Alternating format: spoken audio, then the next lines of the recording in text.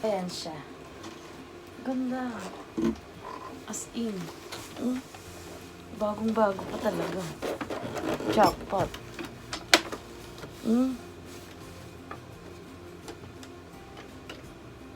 Okay siya, oh. Try natin, guys, kung talagang gumagana tong makina na to. So, ayan, guys. Gusto ko pala pakita sa inyo kung maganda tong Singer na to na makina. So, try natin tupian tong pantalon. Ayan. Ito na naman yung aking model. Ayan. So, try natin. So, nakaset ako sa pinaka malaking tahi. So, urong natin siya dito. Paano ba yun? Hindi, dito yata. Dito pa. Ayan.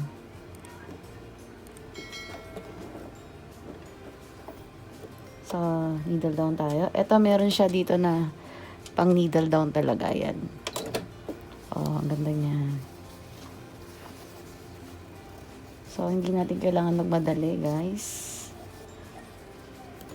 Tapos, meron din siya ng ganito. Ayan. Kaya lang wala siyang foot controller.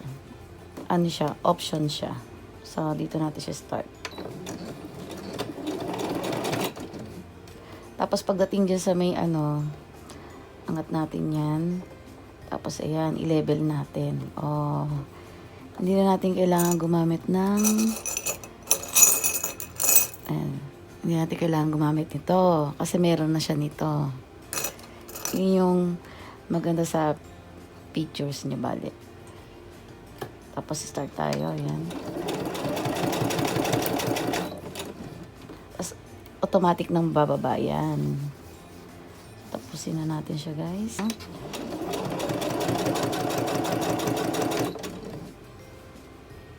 So, pwede nating lakihan yung tahi. Ang laki ng tahi yata is dito. Dito natin tatapat. Ayan. Ayan.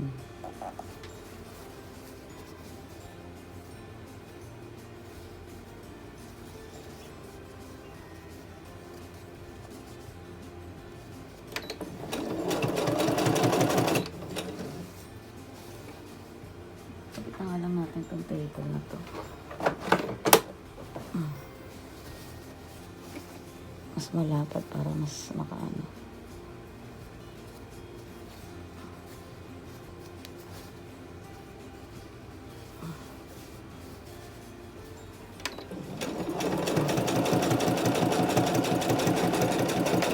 So, pwede pa natin mas bilisan. Kung gusto nyong bilis.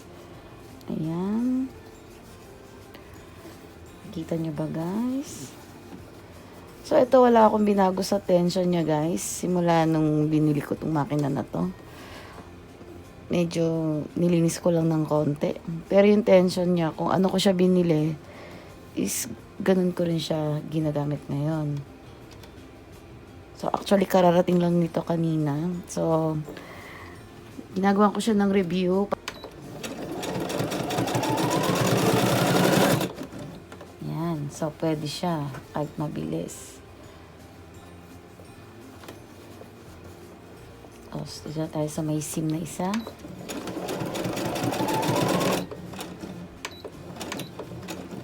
Yan. Pagdating dyan sa mataas na yan, angat natin to. Yan. I-level natin. Tapos, baba natin yung pressure foot. Ayun. So, naka-level na. Pagdating sa ganyan, pwede natin bagalan ng konti. Patak-patak. Yan. Oh. Hindi na putol yung ating karayom. Ang karayom na gamit ko is number 14 lang. So, dapat talaga number 16. Pero dahil sa tulong nito, guys, yan, itong parang, ano ba to?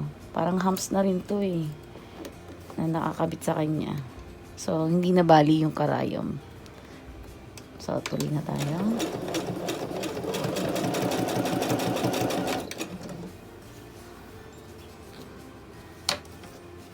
Sagutin. Ayan na, malapit na tayo sa dulo, guys.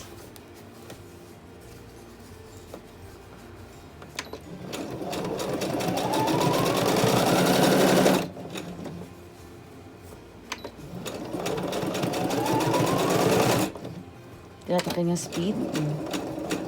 Oh. Tapos yan. Okay. Ito na ang kanyang resulta.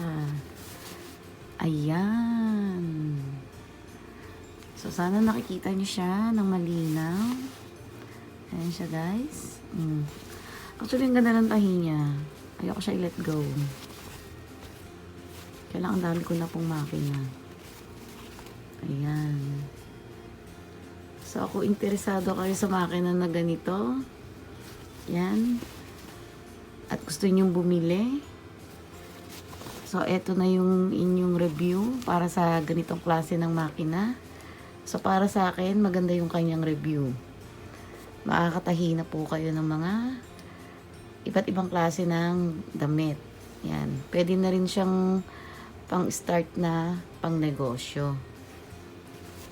Tahi-tahi kayo ng punda ng unan, mga mga bed sheets, kung ano-ano. Wag lang yung mga basahan na makakapal, ha, yung parang bilog na basahan or parang mga mga doormat, yan. Kasi syempre iba pa rin naman yung tinatawag na high speed or yung mga industrial na sewing machine kaysa sa mga ganitong home sewing na. Ito kasi ang ano lang talaga nito is for hobby, para sa mga libangan. Yan.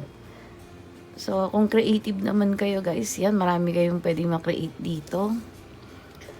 So, hindi rin naman sayang. Pero kung pang business talaga ang purpose nyo sa pagbili ng makina, industrial lang gamitin nyo or yung tinatawag nila na professional na mga sewing machine. So guys, hanggang dito na lang ang aking video tutorial. Kung meron kayong katanungan, pwede kayong mag-comment sa akin sa baba. At pwede nyo rin akong i-message or i-follow sa aking Instagram. Please like, share, and subscribe. Thanks for watching. Bye!